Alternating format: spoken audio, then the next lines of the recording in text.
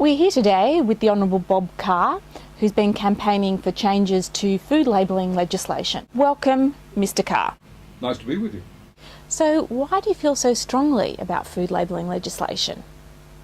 Well, to me it was a matter of Australians eating their way into bad health. Australians were eating too much food that was high in salt, fat, I suppose you'd say too much energy intensive, low nutrient value food. And the second aspect was this was all about social justice. The areas where people were more obese were low income areas. So I want to see if we can help Australians on lower incomes make healthy choices for themselves and for their kids. And how did you get involved in this? I became very interested in the debate in New York. It's a debate that took off after I ceased to be Premier, otherwise I would have taken it up as Premier. But New York banned trans fats, and I thought if they can do it there, why not here? As I sat down with people from the food industry and medical people, I learnt that it was more than trans fats, because trans fats don't figure as big in the Australian diet. It was about another cluster of concerns: salt, too much salt, I suppose you can use that expression again, low food value, high energy foods. High energy foods with low nutrient value.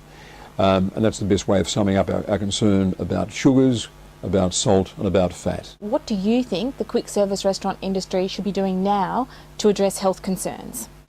Well, two things. One is to change the composition of the foods that are served so that you bring down the salt content, cook with the right oils, bring down the fat content, and I'd like to see all parts of the food industry move at the one time, so you don't have people move away from a healthier choice seduced by a rival product that's got all the bad fats and the salt and the rest in it.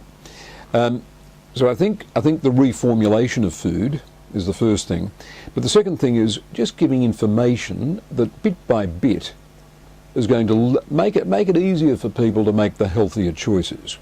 There can be no objection to providing information. Consumers are entitled to information. When I buy a can of baked beans or a meal in a quick service restaurant, I'm entitled to know whether it's loaded with salt. I'm entitled to know that. And I think giving the most useful information to the consumer is something that the consumer has got an absolute right to. Many in the industry would argue that the legislation's not going to have much impact on consumer behaviour. What's your response to this? Well, there are reports that have been quoted by the Heart Foundation that argue it does have an impact on behaviour, and they're arguing that out of the New York experience.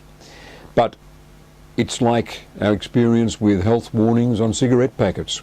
We expect a cumulative impact, we expect an impact over time. And again, you can't argue that consumers haven't a right to know. And if the quick food industry, the quick service industry, is doing it with food in America and in Victoria, because both jurisdictions have made a commitment to it, they can't really hold out in New South Wales or Queensland. So I think the debate is to some extent over. It's going to be a legal obligation to provide this sort of information in quick service restaurants across the United States and in Victoria. So we might as well accept that it's coming, and the industry can get some credit for itself by giving effect to it pretty quickly. How far would you like to see the legislation go? I think a calorie reading on the menu board and on the table menus in restaurants that are part of a chain. And how many in that chain? 15.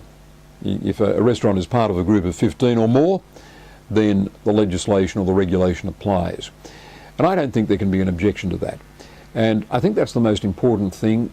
We might be able to deal with the issue of salt in the reformulation of food, and the industry is able to point to some success in bringing down the salt content of food.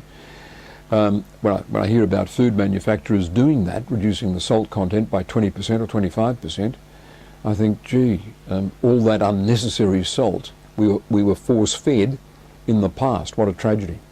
What kind of response have you had from the industry so far? You've been out there campaigning for a while. What are they telling you? I think the industry understands the argument. I think the industry sees value in moving ahead of public opinion and ahead of regulation. I think the industry deserves congratulations for making a commitment to the reformulation of food, and they argue it's expensive and it's slow and it does involve some risk up against their competitors, but it's the right thing to do. And I think there are examples where the quick service restaurants have made more money, they've made better profits because they've ended up with a more attractive product. They've had people steering away from the old product because they accepted the argument that it was bad for them. Can you give us some examples?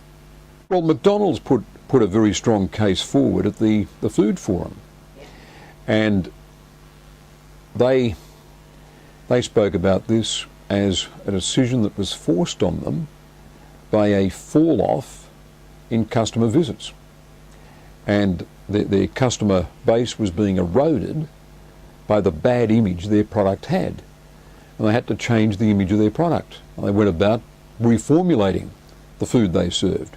Less sugar in the bread, for example, not using the bad oils, and seeing that there were salads available, reducing the fat content in the meat. Mr. Carr, thanks for your time. My pleasure, thank you.